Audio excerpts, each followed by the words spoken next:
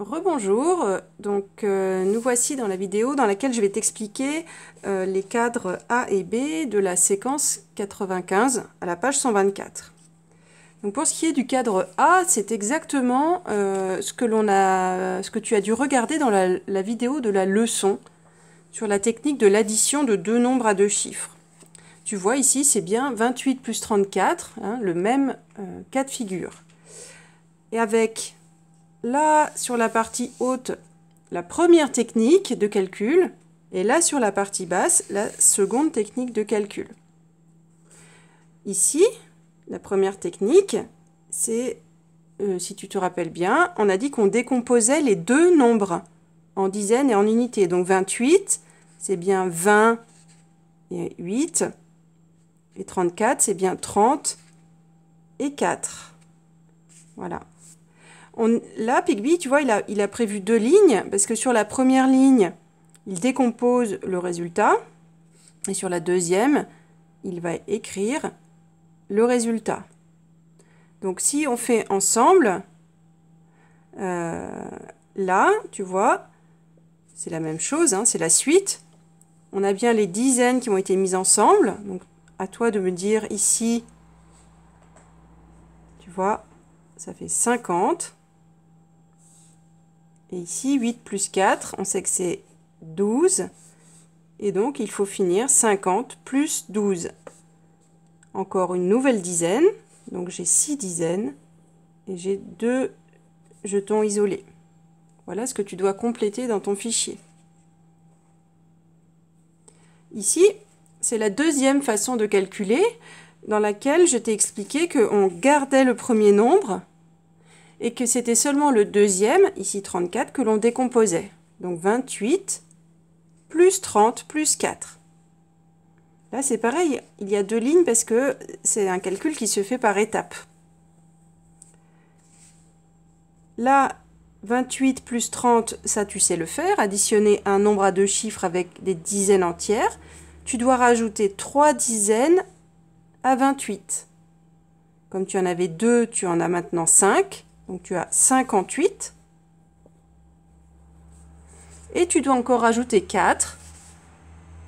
Ça fait 62. Voilà.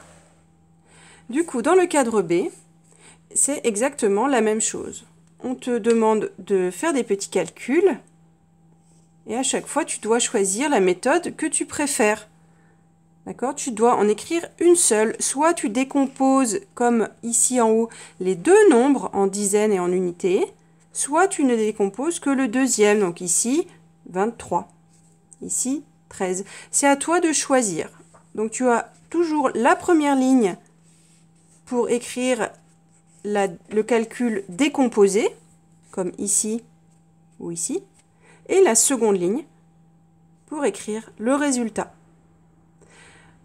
Si vraiment c'est trop difficile pour toi, juste avec les nombres écrits en chiffres, tu peux prendre ton ardoise ou un brouillon pour dessiner les boîtes et les jetons.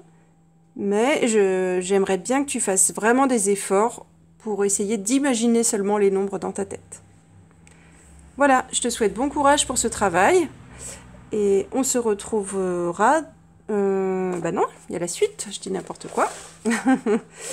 Là, c'est le cadre C. Donc, dans le cadre C, on a déjà fait ce travail. C'est un travail sur les mesures de longueur. Donc, tu as besoin, pour faire le travail du cadre C, de ton double décimètre.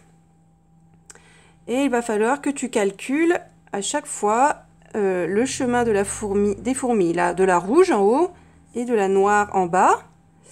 Tu as vu que ce chemin, il est en plusieurs parties, donc tu vas devoir mesurer d'abord cette partie, puis cette partie, puis cette partie. Alors, à chaque fois que tu mesures une partie, tu peux écrire au-dessus ou à côté combien de centimètres elle mesure. Et du coup, il faudra que tu additionnes tes trois mesures. Ici, tu feras le calcul. Comme on additionne chaque partie, on met un signe plus. Et ici, tu devras trouver combien cela fait. Et en dessous, la fourmi rouge parcourt centimètres. Donc, n'oublie pas de mettre cm. D'accord? Idem, même chose pour la fourmi noire. Tu calcules les 3 morceaux. Ici, tu fais ton calcul. Et ici, ta réponse avec centimètres. Et on te demande de trouver le chemin le plus court entre celui de la fourmi rouge et celui de la fourmi noire et de l'allonger pour que les 2 chemins fassent la même taille. Donc ça va être à toi de calculer la différence qu'il y a en centimètres entre les 2 chemins.